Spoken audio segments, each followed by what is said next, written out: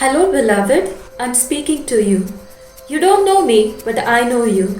I know your woes, I know your sufferings, I know your anxiety. And I definitely am not God. Then who am I? I'm not a GP, psychiatrist, or psychologist. I'm a learner. I wouldn't like to call myself a sufferer of anxiety who's done numerous courses, read thousands of books, practiced many techniques, and come up with a few of my own to manage my anxiety. I still have a bit of anxiety now, but it no longer restricts me. I do the things I used to in my pre-anxiety days. I'm no longer controlled by anxiety.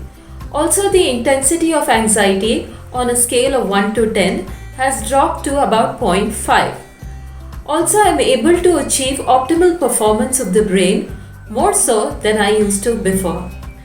Through this channel, I promise you'll gain greater insight into your condition, learn techniques to manage, and ultimately cure yourself. Then after you've cured your anxiety brain, we'll be going a step further and learning to optimize its performance through the many hacks and tips I give you. So keep watching. In this particular video, we are going to discuss types of anxiety disorders, the difference between normal and neurotic anxiety, and of course the focal point of this course, GAD, normal versus the anxiety neurosis. What is anxiety basically? It's the response the brain comes up with to prevent one from dying. In the caveman days, it was useful as people suffered threats from predators, warring tribes, and so on, which could kill them. Their heart rates would shoot up, their palms would start sweating, and they'd have that extra rush of adrenaline to help them get away from the threat.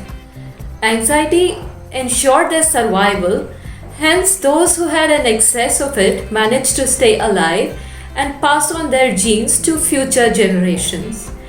Hence all humans who have survived until now have that anxiety gene.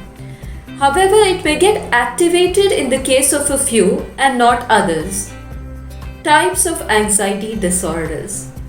Now, everyone has a degree of anxiety. In fact, a small amount of anxiety is necessary for optimal performance and even enhances our productivity. In most cases, it can be overcome, and as I mentioned, it enhances performance. But it becomes an illness when there is an excess of it and for no apparent reasons, is uncontrollable, interferes with day-to-day tasks and your daily functioning, is so high that it makes you dysfunctional.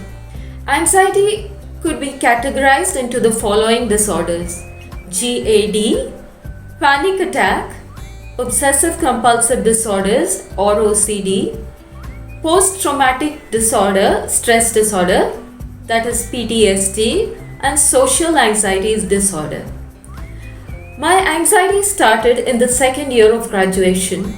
It came out of the blue when everything was going well in my life.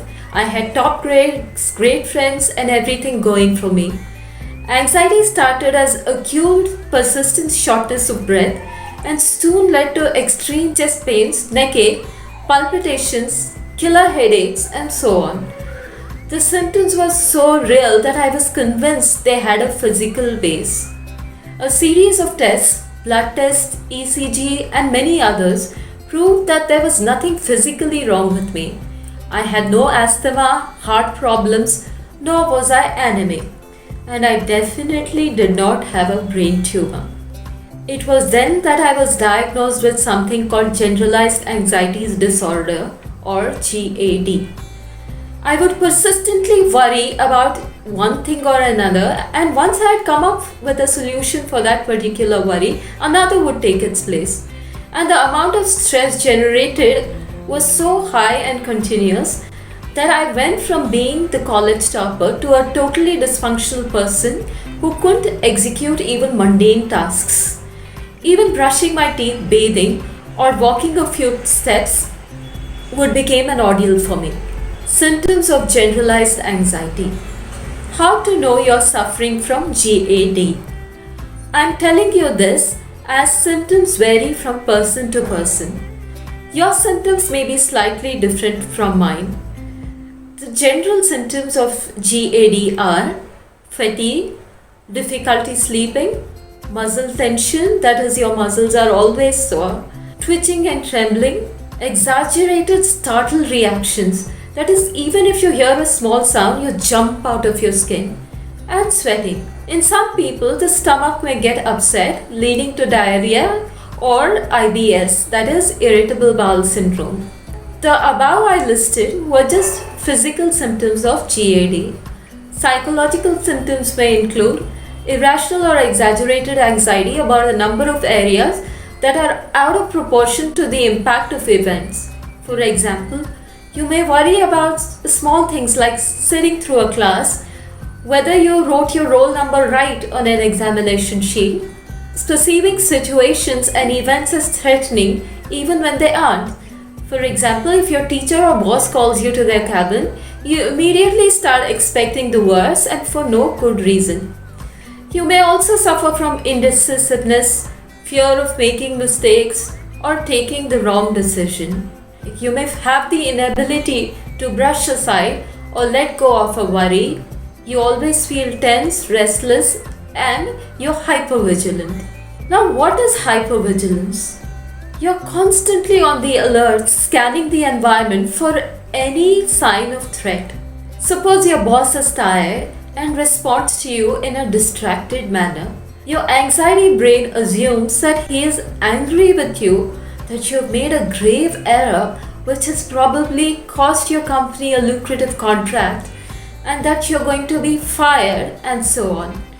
You have difficulty concentrating on the work at hand, as various scenarios in which something may go wrong and disaster may befall you run through your head. Take heart from the fact that you are not alone in this.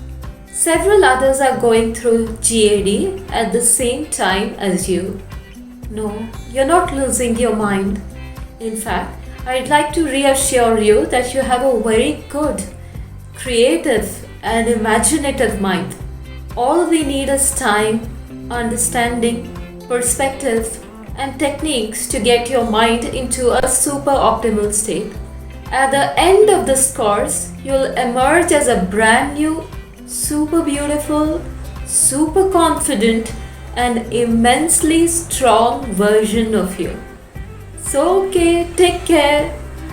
In the next video, we'll try and understand the causes of GAD.